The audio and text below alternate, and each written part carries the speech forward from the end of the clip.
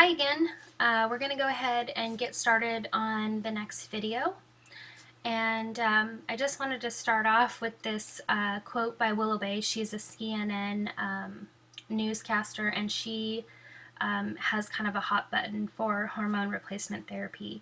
And her quote is, "The science behind hormone replacement therapy has put women on a medically engineered, press-fueled, big pharma-funded roller coaster ride." And I read this and I could not agree more. Which brings me to this little funny comic cartoon that I found that says it's always best to start with a low dose and closely monitor the results. And then the doctor's applying this "how's my mood, call 1-800 yada yada" number on the back of her shirt. And this is so true. In my personal experience, when I went in for my blood tests for my thyroid and for other hormones that I was having checked, the doctor decided to put me on some thyroid medication, and he really didn't know exactly how much I was going to need.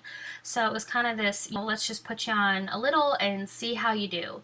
And there is no fine science in knowing how much is the right amount, and how that amount is going to affect other hormone production in the body. And so it kind of just starts this roller coaster ride of trying to figure out the right amount, and your needs change daily. As a woman, if you get pregnant, then things change, and so it's just this constant back and forth testing and adjusting process. And I can say that it really can be cumbersome, costly, especially if you're not on some kind of insurance that covers all these extra testing and all these extra visits and all of the prescription drugs and things like that. And so I love that you can use essential oils to do a better job, I think, in my opinion, of balancing the hormones by giving the body what it truly needs to build the hormones and balance the hormones successfully, rather than giving yourself a synthetic version of it. The repercussions of that are still being discovered, but mainly, when you're taking a prescription, you're just replacing what you would naturally create with something man-made. And the body will compensate by discontinuing to make hormones that it needs itself. And so you'll continue to just have to increase and increase your dosage over time in order to keep up with your body's demand, because your own production starts to wane.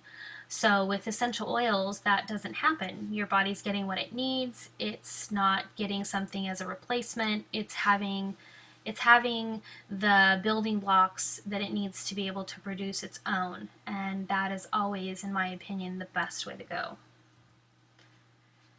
So we're going to be breaking down the endocrine system in this video series, and there are lots of parts and pieces to the endocrine system, but there are 6 major players, and we're going to talk about each one of those and break them down. So we're going to be talking about the hypothalamus and its important job in relaying information to the pituitary gland. And we're going to be talking about how the pituitary gland is the one that's going to send the signal to the thyroid and other glands to produce hormone that the body needs. And then we're going to talk about thyroid and how it produces and releases hormones, and it signals other glands in the body and organs in the body to release their hormones, and how the pituitary and the thyroid really work hand in hand to make that happen. We're also going to talk about the adrenals and how important they are. They often are, they're left out or they're underrated, and so we're really going to break those down, and we're going to talk about how crucial they are for hormone balance. They are in charge of making a ton of hormones, and they have a lot of responsibility in the body.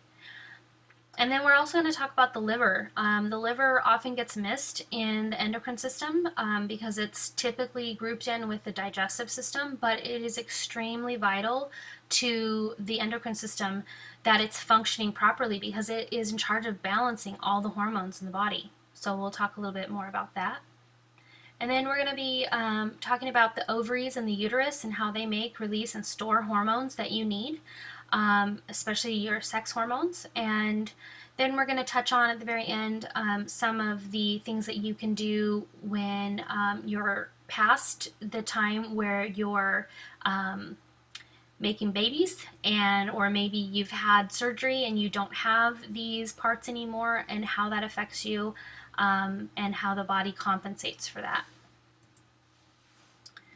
So I'm going to go ahead and stop this video right here and pick up the next one, starting with the hypothalamus. Thanks so much.